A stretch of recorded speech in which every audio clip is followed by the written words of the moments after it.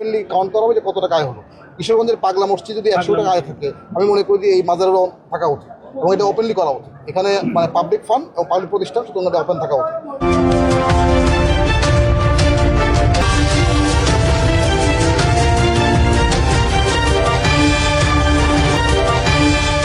ব্যয় কি হতে পারে, এখানে অনেক স্টাফ হাউসের বেতন দিতে হবে, ম্যানেজমেন্ট বেতন লাগবে, এটা খরচ হবে।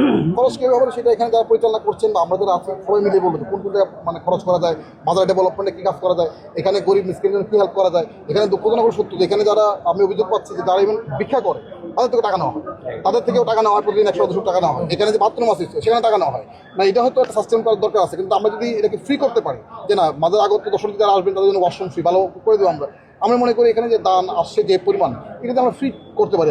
আমরা দেখি কতটুকু করা যায়। বাট উদ্দেশ্য হচ্ছে এখানে প্রতিষ্ঠানে কোনো ধরনের খবরদারি করে না, এখানে কোনো ধরনের দখলদারিত্ব করে না। উদ্দেশ্য হচ্ছে এই প্রতিষ্ঠানকে একটা বিশ্বমান প্রতিষ্ঠানে রূপান্তরিত করা এবং এর আয় ব্যয় হিসাবটা স্বচ্ছ রাখা। এখানে অন্য কোনো উদ্দেশ্য আমাদের নেই এবং এখানে তাদের সাথে বসা হয় নাই, সময় দেওয়া হয়নি, সেটা কিন্তু তা না। এবং এখানে একটা ডেভেলপমেন্ট কাজ করছে যেমন হাতের আঙ্গুর সামনে এখানে এই বিল্ডিংটা হচ্ছে, এটা গভর্নমেন্ট 30 কোটি টাকা খরচ করে দিচ্ছে, কিন্তু এখান থেকে 2 কোটি টাকা তার গত এই 3-4 বছর তারা দিতে পারেন নাই। তারা 4 বছর আমার হিসাব তাহলে কোনো হিসাব নেই, কোনো রেকর্ড নেই, কোনো টাকা ব্যাংকে যাওয়ান, তাহলে টাকা যায় কোথায়, কষ্ট টাকা যায় কোথায়, এবং মান্য টাকাটা খায় কি আসলে, যিনি খাচ্ছেন তিনি খাওয়ার যোগ্য কিনা, অনেকগুলো প্রশ্ন কিন্তু এখানে আছে। বাট আমরা এটা মানে আমরা আশা করছি যে ওদের টাইম নিয়ে আসলে ঠিক হবে ইনশাল্লাহ। তারা কি বলছেন আসলে?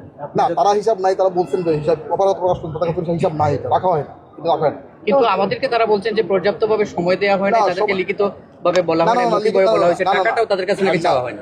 একটু আগে কথা বলুন। না কেন আমরা এটা লিখিতভাবে মিটিং করছি, সেটা আমরা জানতে চেয়েছি যে 2 কোটি দেওয়া হয় না কেন, আমাদের আয় ব্যয় হিসাব আমরা চেয়েছি, তারা জানে না। এবং তাদের কিন্তু দুবার মিটিং করা হয়েছে, সেই মিটিংয়েও কিন্তু তারা প্লেস করতে পারে না, তাদের আয় ব্যয় কোনো হিসাব তারা দিতে পারে না। এবং যদি থাকতে পারে, থাকে তাদের ব্যাংক স্টেটমেন্ট, ঠিক আছে গত 1 বছরের ব্যাংক স্টেটমেন্ট আছে, আমাদেরকে দেখান, আমরা দেখতেই চাই। আজকে না কালকে দেখা, মানে রোববারে দেখা, সোমবারে দেখা, ওয়ার্কিং ডে দেখা, কোনো সমস্যা না। যে তারা গত 1 বছরে বা গত 3 বছরে এই পরিমাণ আয় হয়েছে, এই পরিমাণ ব্যয় হয়েছে, ব্যাংক স্টেটমেন্ট সম্বন্ধে দেখা যায় কোথায় টাকাটা যায়, কোথায় কী খরচ করছে, সমস্যা তো নাই, দিন তো শেষ হয়ে যায় না। এটা তারা তাহলে নেক্সট উইক দেখাতে পারে, যদি মনে করে তারা 15 দিন সময় লাগবে, কোনো সমস্যা নেই। আমরা তাদেরকে বিগত দিনের হিসাব তো মানে শক্ত তো এখনো ধরি নাই, চাই না এখন। অনেকেই গণমানুষ কথা বলছে যে তারা বিগত দিন হিসাব কেন দিবে না, আমরা তো এখন সেদিকে হাত বাড়েন বলি না এখন। তাদের যদি হিসাব থাকে ওয়েল অ্যান্ড গুড, খুব ভালো জিনিস, আমরা ওয়েলকাম জানাবো, দেখাক না। আমরা তো জানতেই চাই, আমরা তো টাকা নিতে চাই না এখানে কেউ, এখানে কোনো জনগণ বা অন্য কোনো কর্তৃপক্ষ কেউ কিন্তু টাকা নিতে চায় না। আমরা শুধু জানতে চাই পাবলিক প্রতিষ্ঠান, এবং এটা 1951 সালে কিন্তু অক্ষর আওতাভুক্ত ইসিএম নম্বরভুক্ত।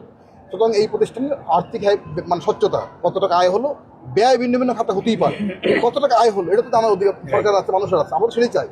যদি থাকে তাদের কাছে ফাইন, তারা জানাবে, আমাদের তাদের সাথে কোনো কনফ্লিক্ট নাই।